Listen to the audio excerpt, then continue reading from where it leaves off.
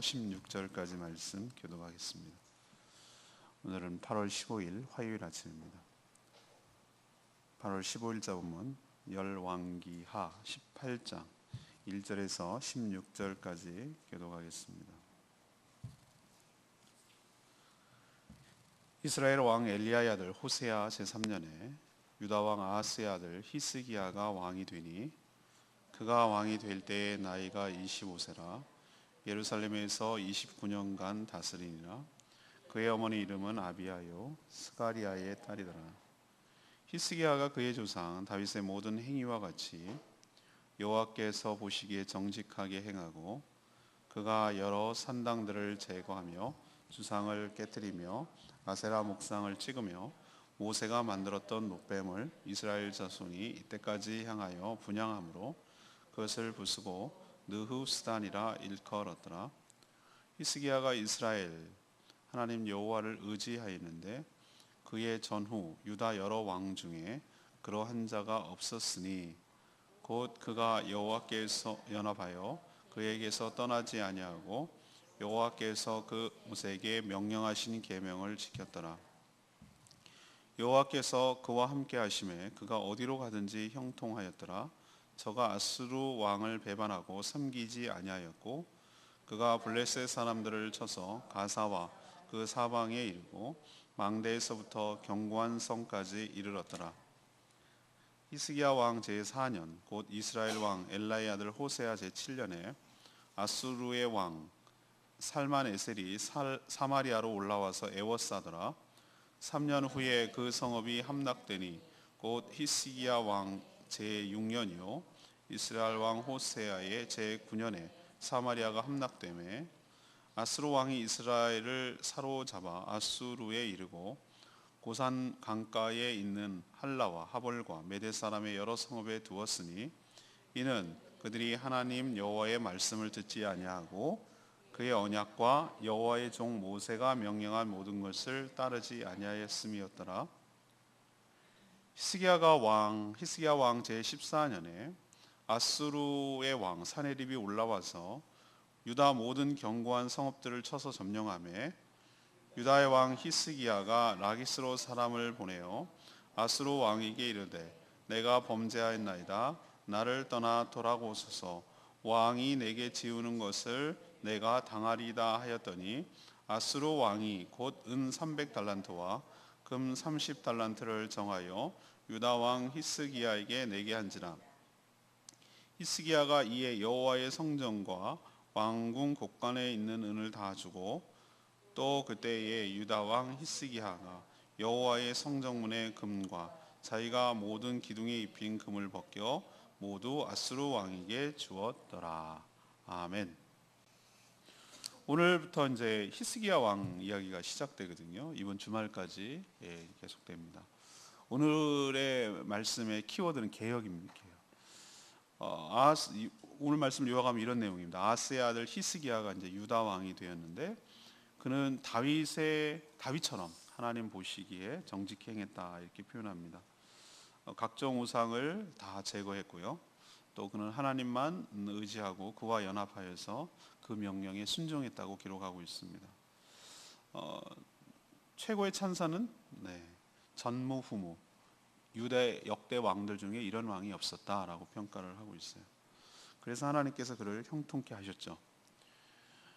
그와 대조적으로 하나님 말씀을 어겨서 망한 북이스라엘과 대조하고 있습니다. 북이스라엘은 호세아 때 하나님 말씀을 어겨서 멸망하게 되었다는 것을 다시 한번 상기시키고 있습니다. 하지만 그는 이제 아수르 이 사네립이 살만에셀이 이제 끝나고 이제 사네립이 왕이 된 거죠. 쳐들어왔어. 근데 히스기야가 이 연약한 모습을 보여요. 아수르를 배반하긴 했는데 그를 물리칠 힘은 없는, 너무 강대국이니까. 그래서 이제 돈으로 해결하려고 합니다. 그래서 얼마 드릴 테니 물러가십시오. 그래가지고 은 300, 금 30달란트를 진짜 탁탁 긁어 모아가지고 사네립에게 줘서 돌아가게 했다. 뭐 이런 기록이 되어 있어요. 오늘 질문은 이겁니다. 히스기야가 형통한 이유가 뭘까? 히스기야가 형통한 이유가 뭘까? 오늘 하나님께서 히스기야를 형통하게 하셨다 이런 표현을 썼잖아요. 그러면 이것을 우리에게 대조를 적용을 하면 어떻게 되겠습니까? 하나님께서 우리의 삶이 형통하게 되려면 어떻게 해야 되겠는가? 이렇게 바꾸면 되겠죠. 이 말씀을 들으시고 여러분의 삶도 주의 은혜로, 하나님의 은혜로 정말 형통하게 되기를 간절히 바랍니다. 우리가 형통을 뚫으려고 그러면 힘들어요. 형통은 내가 한 것에 비해서 정말로 이게 왜 이렇게 잘해 주시는 거예요? 라고 생각될 정도로 하나님의 은혜로 살아가는 것들을 경험할 때 그걸 형통이라고 그러죠. 오늘 아침에 저는 FM 라디오를 듣는데 오늘 아침에 그러더라고요. 그것이 우리가 기억 속에서 기억이 안 나는 것이 나 뭐 어떻게 살았지? 어떻게 지내왔지? 이렇게 잘 모르는 거는 그나마 행복하게 산 거래요. 사람들은 정말 아무 일 없고 행복하게 잘 지낸 것은 잘 기억나고 금방 지나갔다고 얘기를 한대요.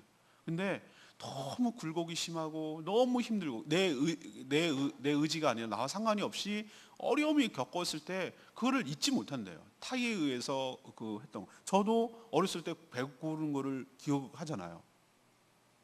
그러니까 그런 충격은 오래오래 간다는 거예요. 특히 내 몸에 가해지는 그 충격들, 고통들, 마음의 이것들은 오래오래 간다는 거예요. 그건 안 잊어버려요. 그래서 세월이 길게 느껴진다는 거예요.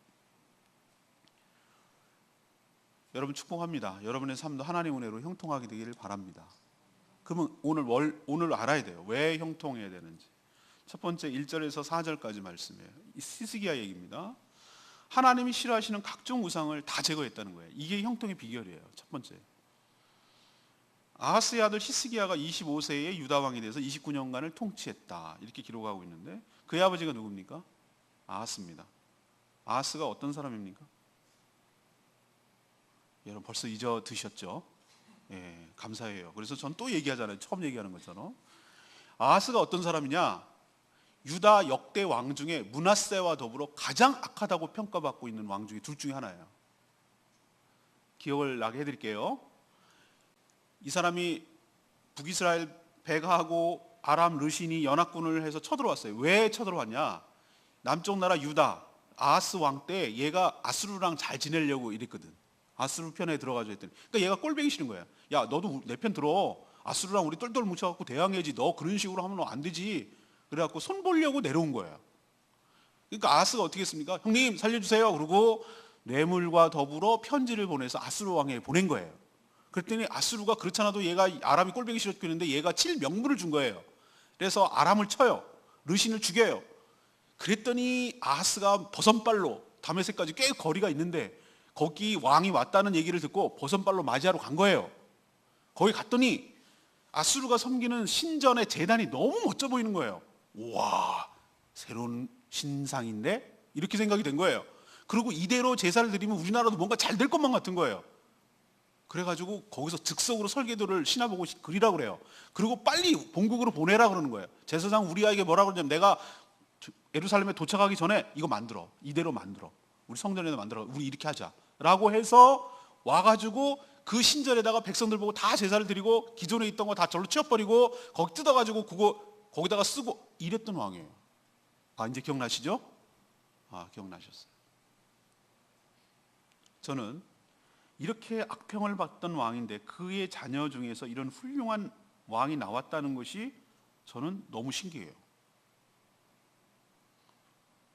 제가 오늘 CBS 방송 어제 녹음을 했기 때문에 이 얘기했어요.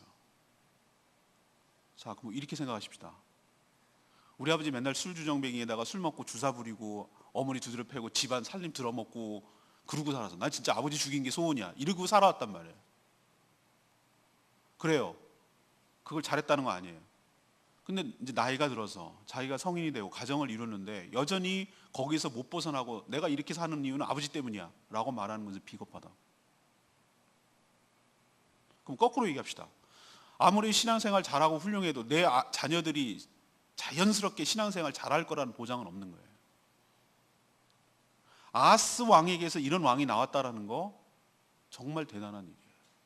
그러니까 아버지 핑계 대지 말라고. 자기 인생은 자기가 어떻게 개척하고 살아가느냐의 책임이지 자기가 성인이 돼서까지 부모 탓하고 부모 원망하고 안 되면 조상 탓하고 이런 식으로 살아가는 것은 굉장히 비겁하다는 거예요.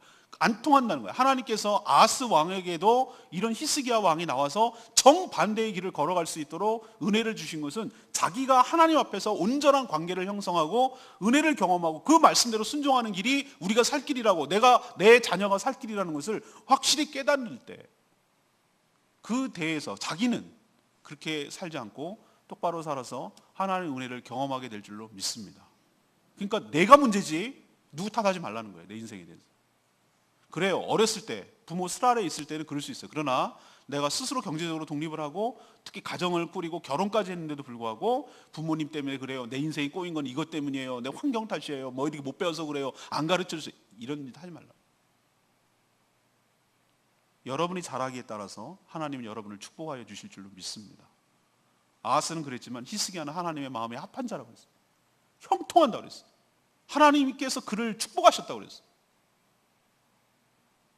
근데 왜 축복을 했는가? 아하스 아버지 아하스와는 반대로 살았기 때문에 그래요. 아하스 왕은 온갖 우상들을 갖다 끌어모았는데 히스기야는 정반대로 각종 우상들, 유다 땅에 있는 우상들을 다 제거하고 철거하고 없애버렸어요.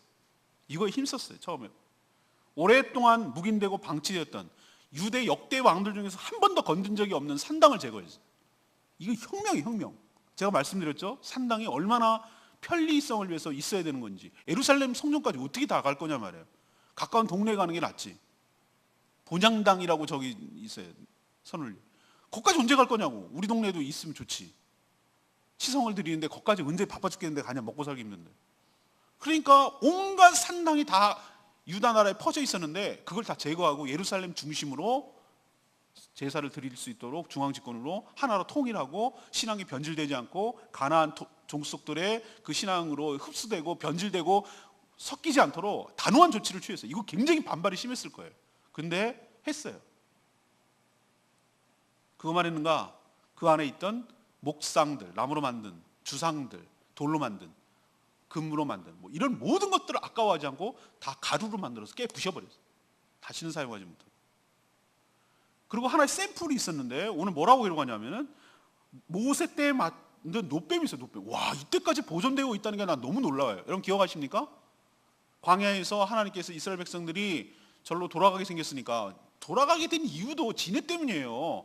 정탐을 하고 나서 야, 우리는 죽게 생겼어. 안 돼. 우리는 메뚜기 같아. 끝났어. 이래가지고 그러니까 하나님께서 얘네들 안 되겠다. 이런 믿음의 상태로는 가나안 땅에 들어갈 수 없다라고 그래가지고 돌려버리잖아요, 길을. 그래서 뺑뺑이 도는 거예요. 목전에 딱 보고 가나안 땅에 조기만 넘으면 가나안인데 거기서 길이 틀어지는 거예요. 우리도 조기 이렇게 넘으면은 저쪽으로 갈 수 있는데 삥 돌아가서 건널목으로 건너라 그러면 우리 화나요. 그런 느낌 아시죠? 그래가지고 이 사람들이 뺑뺑이 돌리니까 이 사람들 불평하고 원망하고 내가 여기 이러려고 여기 왔냐 이랬단 말이에요. 그래서 하나님께서 불뱀을 보내고 다 죽게 생겼으니까 아우성 치고 살려달라고 그러니까 그때 하나님의 해결책이 뭡니까? 장대에다 뭘 달라고? 놋뱀을 달라고 했어요. 놋뱀이, 우리는 놋뱀이라고 말하지만 영어 성경에 보면은 그게 붉은 뱀이에요. 놋이 붉은빛이 나요. 청동이. 왜 불뱀에 물렸는데 왜 붉은 뱀을 잡? 니네들 죄를 보라는 거예요. 니네들이 왜 죽게 되었는지 너의 죄를 직시하고 쳐다보라는 거예요. 그것을 예수님께서 뭐라고 말하십니까? 십자가라고 했잖아요. 인자가 장대에 들린 그때 모세가 든 것처럼 나도 들으라고 그러는 거예요. 십자가를 왜 쳐다봐야 됩니까? 왜 직시하고 그것을 우리에게 직면해야 됩니까? 그게 내 모습이거든. 예수 그리스도께서 십자가에 죽은 것이 나 때문에 죽은 거라는 것을 신하고 인정할 때 하나님께서 용서가 되고 해결책이 나올 줄로 믿습니다. 그게 효력이 있는 게 아니고 놋뱀의 효력이 있는 게 아니고 그건 하나님의 솔루션이에요. 하나님께서 너희들의 죄를 시인하고 인정하고 하나님께 처방하는 방법이에요. 근데 얘네들이 무지하니까 그걸 다 일일이 설명할 수 없으니까 불뱀 때문에 죽는데 불뱀을 쳐다보라고 하니 그거를 억한 심정으로 쳐다보지 않고 거역하는 사람 다 죽어가고 자신의 죄는 하나님 불평해서 그런 것이니 이 불뱀의 원인은 우리의 죄 때문이니 우리의 죄를 시인하고 하나님께 용서를 구하는 마음으로 저 하나님께서 처방하신 방법을 쳐다보는 자는 살았어요. 그게 놋뱀이거든요. 근데 그게 뭐가 신비한 뭐가 있는 줄 알고 그걸 지금까지 보존했던 거예요. 그리고 심지어 보존만 한 게 아니라 거기다가 뭐 했어요? 분양했다는 얘기, 제사를 드렸다는 얘기. 우리도 각종 미신 섬기는 분 봐요. 자기는 최영 장군을 섬긴대. 자기는 무슨 뭐 이순신 장군 섬긴대. 뭐 맨날 그저 사람 모시잖아요. 자기가 굉장히 영웅들을 섬겨, 영웅들을. 그리고 뭐 했다 그러면 거기다가 돌에다가 뭐 이게 신비하다 그러면 거기다가 절하고 그러잖아요. 똑같아, 미신이. 그러니까 유다 나라가 하나님을 섬긴다는, 북이스라엘도 아니고 유다 나라가 어느 정도로 타락했는지를 단적으로 보여주는 거예요. 히스기야가 그걸 부셔버렸어요. 노뱀을 갖다가 아주 박살을 했어요. 박살. 왜? 다시는 이딴 짓 하지 못하도록. 이 사람 마음 알겠죠?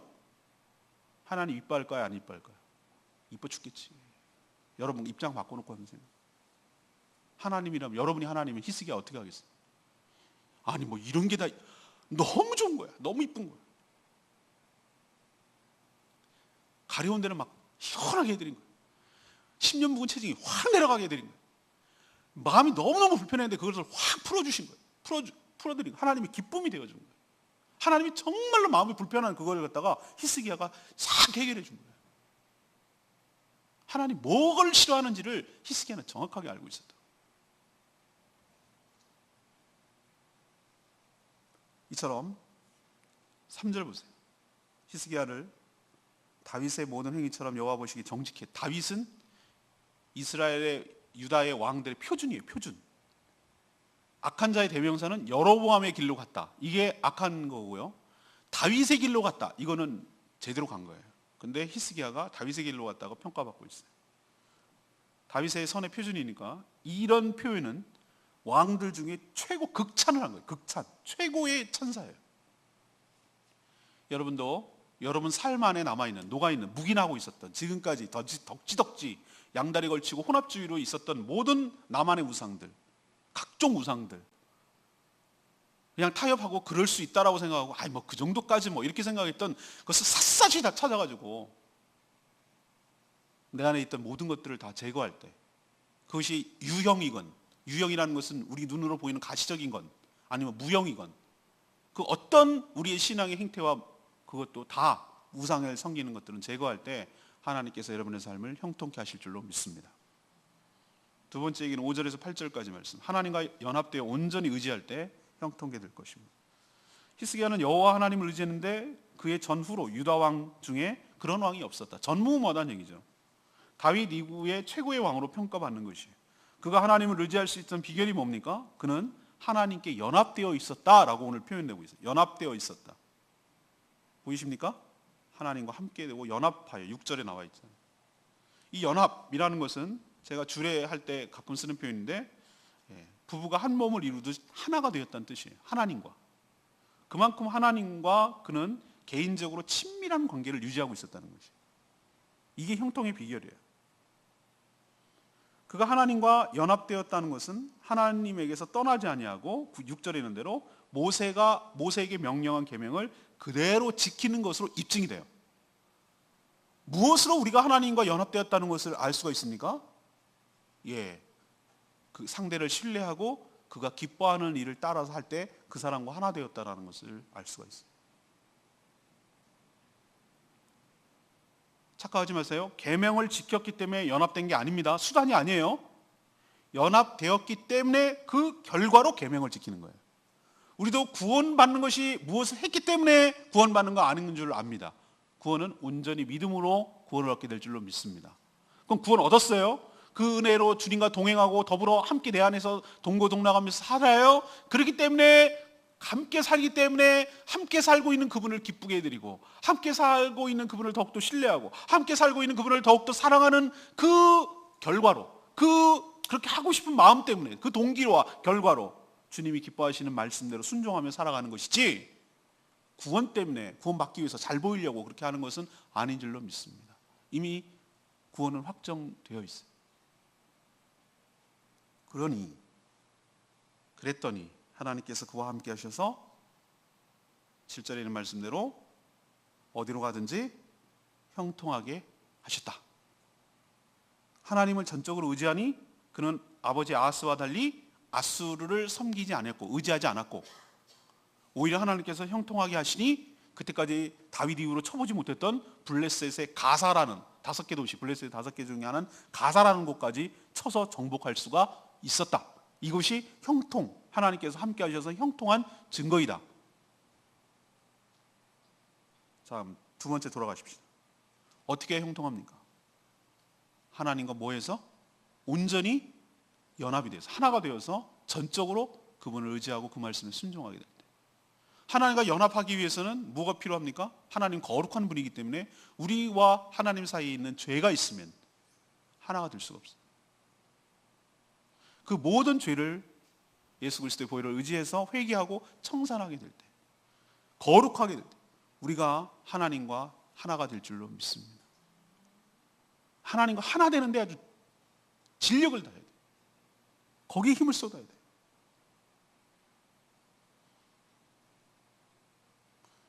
부부가 결혼하기 전에 죽지 못하고 막 그러잖아요. 연애할 때는. 결혼해놓으면 잡은 물고기엔 밥을 안 준다고 그런 식으로 해가지고 했다가는 깨져요. 시작이 불과해요. 그 관계를 유지하기 위해서 서로 피차간의 노력을 해야 돼요. 노력을. 끊임없이 가꾸기 위해서 노력하지 않으면 안 된다.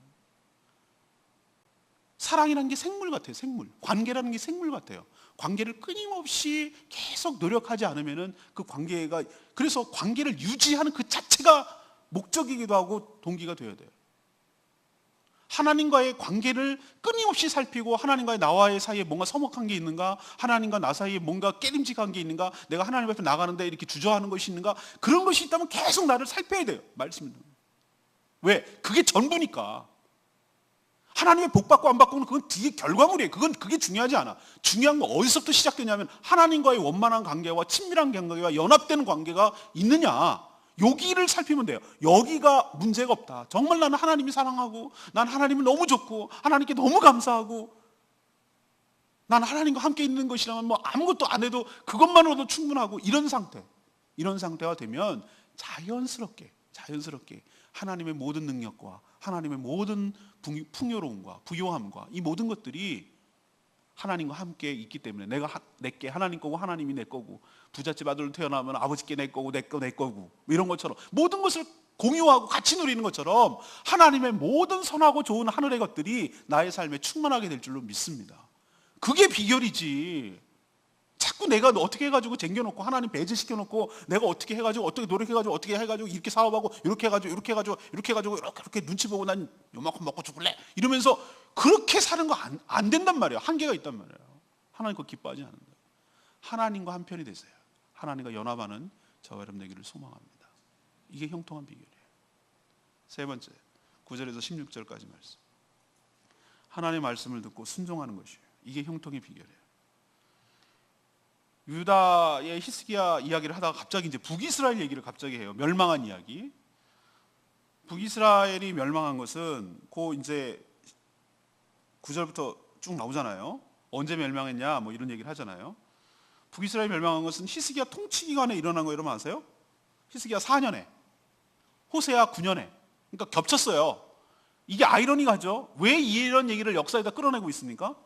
유다가 가장 잘 나가고 있을 때, 히스기야가 잘 통치를 하고 있을 때 누가 망했다고? 대조적으로 북이스라엘 호세아는 망했다.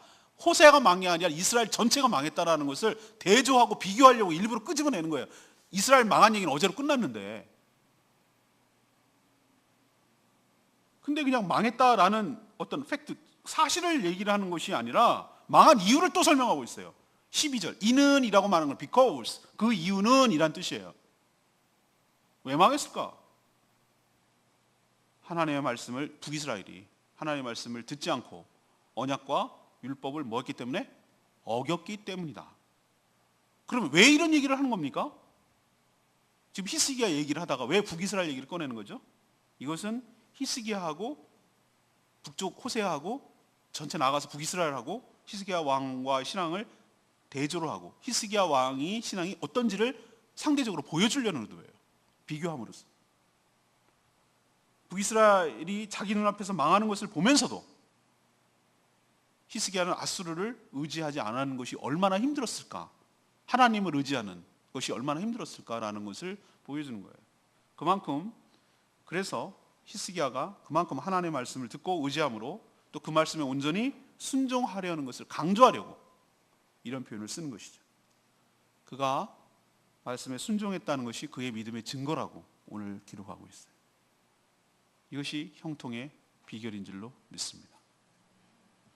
자, 그렇지만 오늘 레마의 말씀, 히스기야도 흠이 없는 거 아니었어요? 히스기야 일생을 다 놓고 보면은 이렇게 평가하고 있지만, 총평을 하고 있지만 중간중간에 보면은 연약하고 실수가 많은 사람이에요. 전 그래서 더 인간적이라고 해요. 완벽하느라고 하면은 예수님밖에 없어요. 근데 이 정도만 해도 히스기야가 평가를 받는다면 우리도 공과가 있잖아요. 공과. 허물이 있고 연약함이 있고, 그럼에도 불구하고 하나님께서 더 중심이 어디를 두고 있느냐를 하나님께서 높게 평가하신다 이 말이에요. 우리가 완벽하게 흠이 없어야 하나님께서 높게 평가하시는 것이 아니라, 우리도 이런저런 실수를 하고 연약함이 있어요. 저도 그래요. 저도 많아요, 허물이. 그런데도 불구하고 그 마음이 어디를 향해 있는가, 그 마음이 어디를 하나님께 중심을 잡고 있느냐가, 이걸 갖고 하나님 평가하시지, 지금 오늘 지금 실수한 얘기를 또 여기 기록한 걸 보여주잖아요. 13절에 히스기야 왕 제14년에 아스루 왕 사네립이 올라와서 유다 왕 모든 경관성을 쳐서 점령했다고 그랬어요. 히스기야 6년에 이스라엘이 아수르 살마네세를 침략해서 몰락시켰죠. 근데 14년에 그 아들이 사네립이 또 유다를 침략했어요. 당시 아수르는 최강국이에요. 최강국. 파죽지세로 몰려왔어요. 하나님을 의지하는 자에게도 어려움이 전혀 없지 않다라는 것을 우리에게 보여줘요. 우리에게 하나님께서 함께 하시면 형통한다는 개념은 아무 문제 없다는 개념이 아니라, 정말 죽을 것 같은 어려움과 위기가 와도 그 어려움 가운데도 하나님을 의지함으로 믿음으로 극복해 나가는 것을 의미하는 것이지, 우리 삶 가운데 아무런 풍파가 없고 조용하고 잔잔하고 이런 것을 의미하는 것은 아닌 줄로 믿습니다. 보세요. 히스기야 때도 이런 어려움이 오잖아요. 강대국 계속 시달리잖아요. 중요한 것은 이런 어려움이 없는 게 아니라, 어려움이 있어도 어떻게 대처하며 믿음으로 해결하는지가 훨씬 더 중요해요. 하지만 히스기야는 처음에는 어떻게 했습니까? 은금으로 해결하려고 들었어요. 그냥 뇌물 줘서, 그러니까 내가 얼마 원하시면 드리겠습니다. 그러니까 얘가, 사네립이 은 300, 금 30 이거 달라고 그랬어요. 그게 고가래 없어, 자기 통장에 돈이 없어. 그러니까 자기가 성전의 기둥에다가 금박 붙인 거 그것까지 막 떼내가지고, 얼마나 궁색합니까, 그죠? 집에 있는 숟가락 팔아서 했다 이 말이에요. 돈 마련해가지고. 그렇게 해가지고 겨우 마련해서 통과는 했는데, 이가 정말로 이르지 않고 이때도 하나님을 의지했더라면 더 좋았을 뻔해. 그 뒤는 근데 의지해요. 내일부터 이제 묵상하는 걸 얘기하는데, 이런 흠이 있음에도 불구하고 오늘 총체적으로 보면 하나님께서 이 히스기야 왕을 정말 축복하시고 은총을 주시고 은혜를 주시고 함께한 것을 볼 수 있습니다. 우리도 히스기야 왕처럼 이렇게 살아서 주의 은혜로 형통하게 되기를 소망합니다. 정리해 볼까요? 히스기야가 형통한 이유가 뭐라고요? 넘버 원, 하나님이 싫어하는 각종 우상을 완전히 삶에서 제거했기 때문에. 나만의 우상을 찾아내시고 그것이 내 삶에 있어서는 안 돼요. 흉내도 내면 안 된다고. 베개 속에 있던 부적, 문간에 있는 입춘대길, 이거 다 떼야 돼요, 일단은. 그리고 내가 장난이라도 스포츠 서울 이런 데서 오늘의 띠 운세 이런 거 쳐다보지 마세요. 내가 이제 예를 들어서 얘기하는 거예요.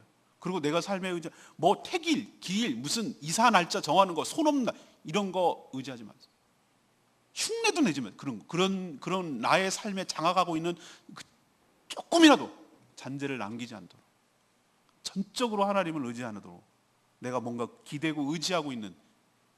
저는 심지어 길가에 가면 왜 공원마다 돌을 이렇게 올려놓는지 모르고, 그런 장난이라도 하지 마세요. 동전 던져가지고 거기다 꼬리를 하면은 뭐 소금 그런 거 하지 마세요. 그런 악마는 디테일이 있다고 제가 말씀드렸어요. 아주 작은 곳에 허물어져요. 흉내내지 마세요. 그런 거를 했다면, 즐겼다면 철저하게 제거해야 돼요. 두 번째는 하나님과 어떻게 된다고요? 연합해야 돼요. 하나님 관계에 온전히 신경을 써야 돼요. 여러분 딱 하나님 여기 가시적으로 앞에 계실 때 여러분 눈 똑바로 쳐다보고 하나님 사랑해요 안길 수 있어요? 하나님 사랑한다고 이렇게 할 수 있겠어요? 뭔가 무섭고 뭔가 주춤거리고 뒤로 물러나고 이렇게 한 게 있다면, 내가 뭔가 하나님 사이에, 그건 단순히 경외하고 무서워서 그러는 게 아니라 뭔가 내가 하나님과 함께 하기에는, 내가 가까이 가기에는 뭔가 이 껄쩍지근한 게 있어. 그렇다면 그게 관계가 뭐가 문제가 있는 거야. 그렇다면 거기에 신경을 쓰라고. 딴 거에 신경 쓰지 말고. 형통은 거기서 출발을 하는 거니까. 하나님과 연합되고 하나님과 동행하면 형통은 따라오게 돼 있어. 세 번째는 뭐예요? 그 결과가, 하나님과 내가 연합되었다는 결과로 뭘로 입증이 됩니까? 뭘로 증거가 됩니까? 하나님의 말씀을 어떻게 듣고 온전히 순종하는 것으로 입증이 되는 거예요. 그걸로 나타나요. 그걸 입증해 보이기 위해서 노력하라는 게 아니라 정말로 하나님과 마음이 합하게 되면 그 말씀에 온전히 따르게 되어 있어요. 순종하게 되어 있어요. 이것이 히스기야가 형통한 비결인 줄로 믿습니다. 형통이란 개념은 아무 문제가 없다라는 개념이 아니라 정말 힘들고 어려운 문제가 있을지라도 그것을 하나님의 은혜로, 하나님의 축복으로, 하나님의 능력으로 극복해 나간다는 의미예요. 여러분의 삶에도 주의 형통이 넘쳐나기를 축복합니다. 오늘 말씀 붙들고 기도하기 전에 861장, 찬양지 861장.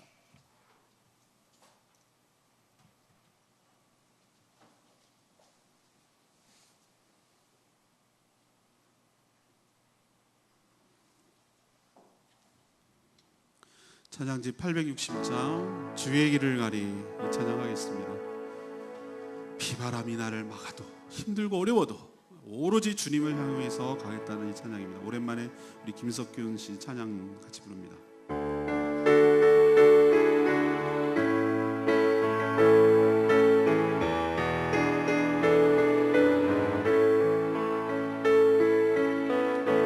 비바람이 앞길을 막아도 나는 가리, 주의 길을 가리. 눈보라가 앞길을 가려도 나는 가리, 주의 길을 가리. 이 길은 영광이니, 이 길은 승리의 길. 나를 구원하신 주님이 십자가 지고 가신 길. 나는 가리라, 주의 길을 가리라. 주님 말 자식 따라 나는 가리라, 나는 가리라. 주의 길을 가리라. 주님 말 자식 따라 나는 가리라. 험한 파도 앞길을 막아도 나는 가리, 주의 길을 가리. 모진 바람 앞길을 가려도 나는 가리, 주의 길을 가리. 이 길은 고난의 길, 이 길은 생명의 길. 나를 구원하신 주님의 십자가 지고 가신 길. 나는 가리라, 주의 길을 가리라. 주님 말 자식 따라 나는 가리라, 나는 가리라. 주의 길을 가리라. 주님 말 자식 따라 나는 가리라, 나는 가리라, 나는 가리라. 주의 길을 가리라. 주님 말 자식 따라 가리라 나는 가리라 주의 길을 가리라 주님 말자지 따라 나는 가리라.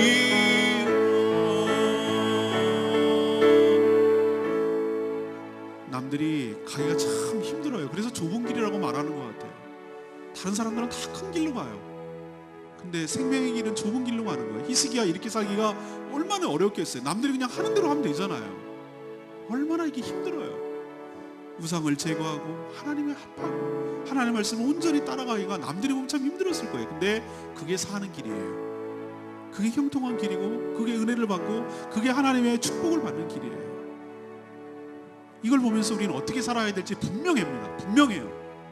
하나님이 축복을 주셔서 형통한 것만 부러워하지 말고 왜 형통했는지를 알고 우리도 히스기야처럼 살아갈 때 하나님께서 큰 은혜를 부어주실 줄로 믿습니다. 하나님, 저희들이 주님 말씀에 온전히 순종하기를 원합니다. 주님과의 관계가 정말로 연합되기를 원합니다.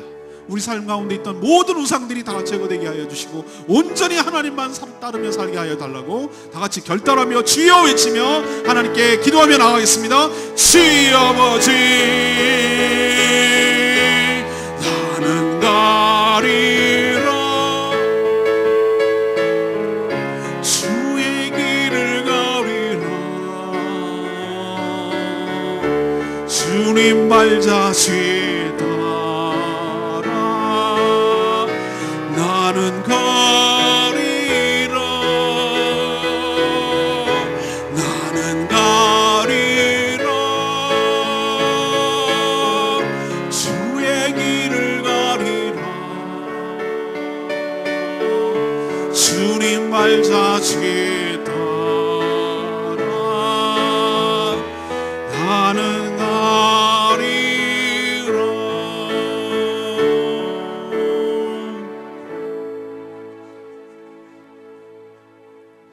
하나님, 오늘 히스기야 또 그의 아버지 아하스를 보면서 악한 부모에게도 좋은 자녀가 나올 수 있음을 보고 저희도 희망도 생기고 두렵고 떨림도 생깁니다. 히스기야처럼 하나님만 사랑하고 의지하기를 원합니다. 우리 가운데 덕지덕지 묻혀있고 묻어있고 버리지 못하고 너무 익숙하고 잔존하고 있는 나의 모든 우상을 철저하게 다 버리게 하여 주시고 모양도 따라가지 않게 하여 주시고 장난도 하지 않게 하여 주시옵소서. 하나님과 연합함으로 하나님만 의지하게 하여 주시고 그의 명령을 온전히 지키게 하여 주시옵소서. 주님과 함께 동행함으로 저희 삶도 형통케 하여 주시옵소서. 이렇게 살아가는 사람에게도 위기가 올 수 있음을 깨닫고 그렇지만 위기가 없는 것이 아니라 있어도 그럼에도 더욱더 하나님을 의지함으로 이 어려움들을 믿음으로 이겨가게 하여 주시옵소서. 위기 앞에서 흔들리지 않게 하시고 더욱더 하나님만 바라보며 승리하게 하여 주시옵소서. 오늘도 하나님 앞에 엎드려서 간구하는 사랑하는 자녀들 모든 죄가 회개되게 하시고 하나님 관계가 더욱 친밀하게 되게 하시고 주님과 더욱더 연합하고 밀착되어서 나의 하나님이 되시고 하나님은 나의 하나님이 되시고 나는 하나님의 자녀로 긴밀한 친밀한 관계 속에 연합이 되어서 그의 삶들이 형통하도록 은혜를 부어 주시옵소서. 하나님께 간구하는 제목마다 응답하여 주시고 우리가 기도하는 것보다 더 큰 은혜로 채워 주시옵소서. 우리가 이 세상에 왜 사는지 여기에 왜 있는지 우리 교회가 왜 존재하는지 잊지 않고 죽어가는 영혼 구원하여 주님의 제자 삼는데 우리의 관심과 에너지를 쓰게 하여 주시옵소서. 주님께 모든 것 맡기옵고 예수 그리스도의 이름으로 축복하며 기도합니다. 아멘. 오늘 하루도 주님의 은혜로 살아가는 복된 하루 되길 축복합니다. 기도하겠습니다. 충분히 기도하고 가십시오.